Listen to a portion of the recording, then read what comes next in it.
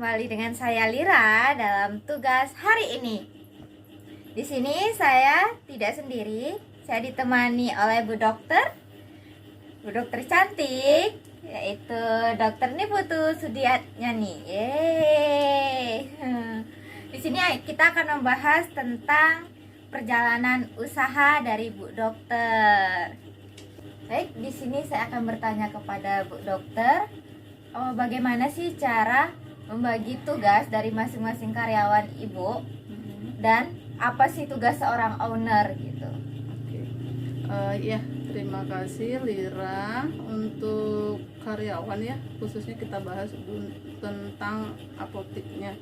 Untuk apotek, saya di sini ada 3 karyawan, 1 apoteker penanggung jawab, 2 asisten apoteker, dimana kalau apoteker itu dia tugasnya adalah menanggung jawabi semua obat yang masuk ya, mau dia obat warung, karena obat itu kan banyak jenisnya, ada obat warung, ada obat bebas, ada obat keras, ada obat yang memang mengandung bahan tertentu seperti psikotropik, pseudoephedrine atau yang lain, itu adalah yang bertanggung jawab keluar masuknya apoteker.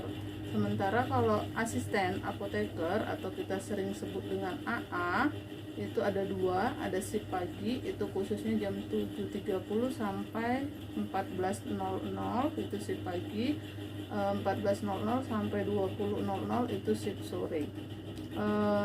Masing-masing AA itu dia punya tugas, salah satunya pertama itu menerima obat ya, menerima obat yang dipesan oleh owner atau oleh apoteker sendiri, menginputnya ke kartu stok untuk melayani penjualan ke customernya itu dari AA. Terus yang mendisplay di rak obat, terus yang menyiapkan obat jika ada resep luar masuk, atau menyiapkan obat saat saya atau dokter di apotek Manda sedang berpraktek, itu adalah tugas AA. Mereka sudah punya sendiri tanggung jawabnya, karena kalau untuk shift pagi dan shift sore itu tanggung jawabnya sama ya, mengelap rak, membersihkan rak dari debu, membersihkan lantai, terus mengisi kartu stok setiap penjualan terjadi, menjelaskan ke customer jika ada yang bertanya obat ini obatnya apa, sakit ini obatnya apa, atau yang lainnya, itu adalah yang melayani AA. Terus bagaimana tugas owner ya? Tugas owner di sini, owner tidak bisa lepas tangan karena keluar masuknya obat harus diperhatikan. Kenapa? Karena kalau kita tidak mengecek, terutama untuk innya, untuk masuknya obat itu harus dicek, karena kalau tidak dicek itu kelebihan, nanti overstock takutnya terjadinya expired date ya. Itu tadi tugas owner ya. Tugas selain kita mengecek apa yang akan kita order, kita harus mensinkronkan itu, membalance, menyeimbangkan antara obat yang keluar dengan obat yang masuk, itu harus sama.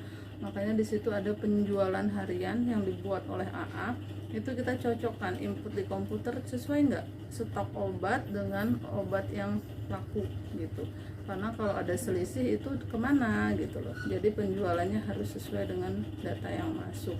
Kalau tugas owner yang penting sih itu ya, karena nanti berhubungan dengan overstock sehingga terjadi expired obat, kita juga yang rugi. Terus mungkin tugas lainnya itu melihat bagaimana kinerja dari AA-nya, kebersihannya, terus kartu stok diisi enggak, atau yang lain-lainnya. Mungkin itu aja sih secara singkatnya ya. Baik, terima kasih dokter. Oke. Baik, pertanyaan kedua yang akan saya tanyakan kepada dokter itu tentang pendapatan naik turunnya usaha dokter di sini. Oke. Untuk naik turunnya pendapatan itu sama halnya dengan penjualan lainnya ya, misalnya kayak warung atau yang lain. untuk apotek yang namanya orang sakit ya, tidak semua tidak setiap hari ada yang sakit, dan kita pun tidak boleh berharap ada yang sakit, kan doanya jelek. Biasanya kondisi ramai atau pendapatan meningkat itu pada awal bulan sampai tanggal 11-an ya, 15 itu masih agak stabil. Kalau udah 15 ke atas sampai akhir bulan itu biasanya dia mulai menurun, kita sudah paham. Karena mungkin kan kondisi di awal bulan itu orang sudah gajian, terus pasien juga sakit dikit dia berobat, tapi kalau udah di akhir bulan ya namanya keadaan tidak ada ya mungkin ditahan-tahan dulu atau hanya beli obat saja gitu. Jadi terasa perbedaan di akhir sama di awal bulan. Mungkin itu aja ya. Bisa juga dari karena penyampaian pada saat pelayanan bagi AA itu juga berpengaruh ke customer ya. Kalau pelayanan AA, asisten apotekernya tidak baik, misalnya dalam menawarkan obat, menjelaskan obat, ramah atau tidaknya dia customer, itu bisa mempengaruhi pendapatan juga. Kalau pengalaman dari sebelum-sebelumnya sih ya, mungkin itu saja. Makasih. Berarti di sini tuh seorang asisten apoteker harus ramah seperti itu ya, Dok? Harus ramah, pertama ramah ya, menawarkan misalnya siang Bu, cari apa gitu, misalnya ada obat ini enggak ya, oh sebentar ya Bu, misalnya obat yang dicari tidak ada, merek si A misalnya, kita bisa menawarkan si B, Bu obat yang ini tidak ada, kalau memang AA-nya bagus ya, obat yang ini tidak ada, bisa diganti dengan obat yang ini kok Bu, komposisinya sama, harganya juga sama, bagaimana, atau harganya lebih murah atau harganya lebih mahal, kita sampaikan.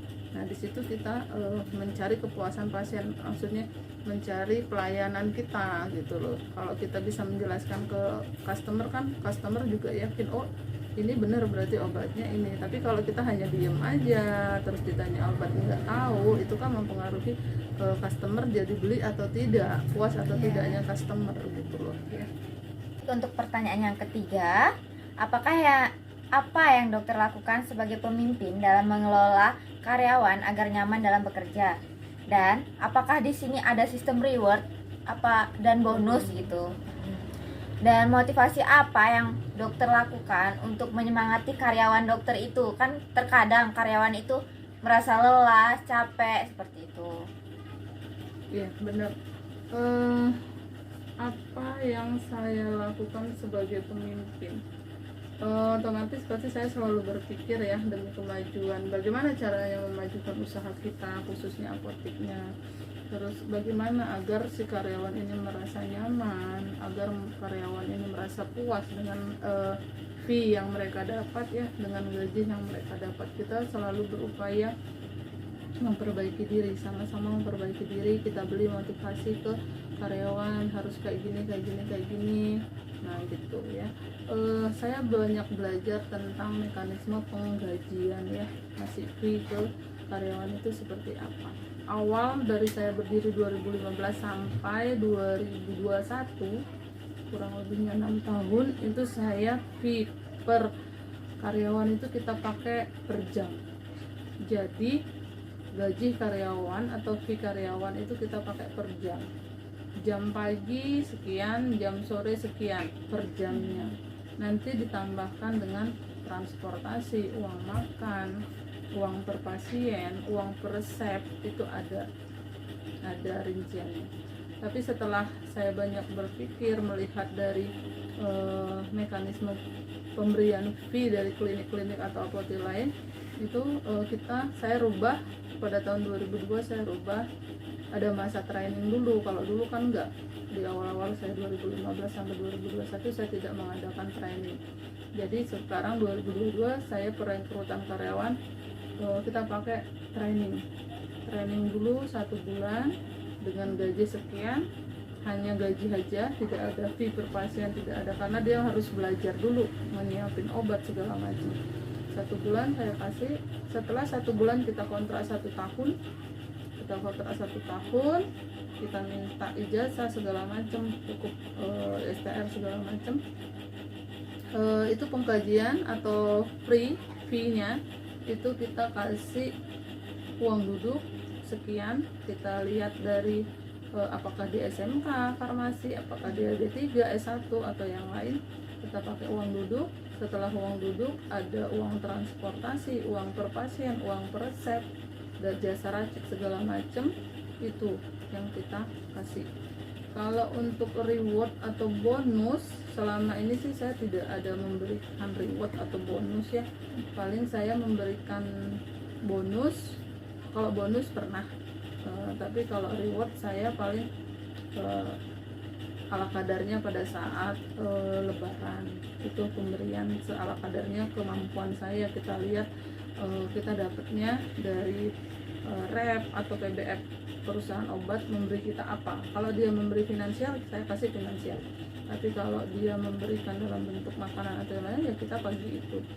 Tapi kalau bonus biasanya tergantung dari jumlah pasien. Misalnya jumlah pasien atau jumlah penjualan bulanan dalam 1 tahun berapa, ya paling saya, ayo kita sama-sama bangkit, saya kasih dia bonus sekian, syukur pada saat tahun sekian dapat penjualan sekian, saya kasih bonus berapa. Itu dari kebijakan pribadi aja sih sebenarnya, tidak tertuang di SK ya, tidak tertuang di kontrak gitu. Motivasi yang tepat untuk membangkitkan semangat, kalau pekerja sih kebetulan karyawan saya juga orangnya enak-enak ya, maksudnya nggak yang terlalu banyak menuntut. Kalau untuk motivasi sih sama-sama, saya sih biasanya memotivasinya ngerembuk ya, rembuk bareng-bareng, yuk ngobrol apa yang menjadi masalah, apa yang harus kita lakukan, dan kalau kayak gini bagaimana enaknya. Kalau saya sih seperti itu ya biasanya. Jadi kita sama-sama mengasih pendapat ya, pendapat saya sebagai owner, pendapat mereka di lapangan seperti apa.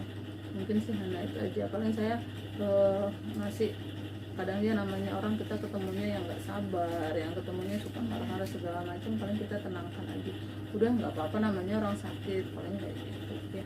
Jadi mungkin itu aja sih yang bisa saya kasih info. Baik, untuk pertanyaan terakhir yang akan saya tanyakan di sini, saya akan bertanya tentang yang dokter ingin capai nih 1 sampai 2 tahun yang akan datang.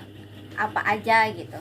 Terus dan target dokter selama 5 tahun ke depan. Pasti semua orang memiliki target gitu, Dok. Saya ingin ingin tahu gitu, hanya ingin sekedar tahu. Baik, Dok. Oke. Kalau pencapaian, ya namanya kita punya usaha tuh pasti adalah ya angan-angan atau perbaikan dari tahun ke tahun, itu pasti ada.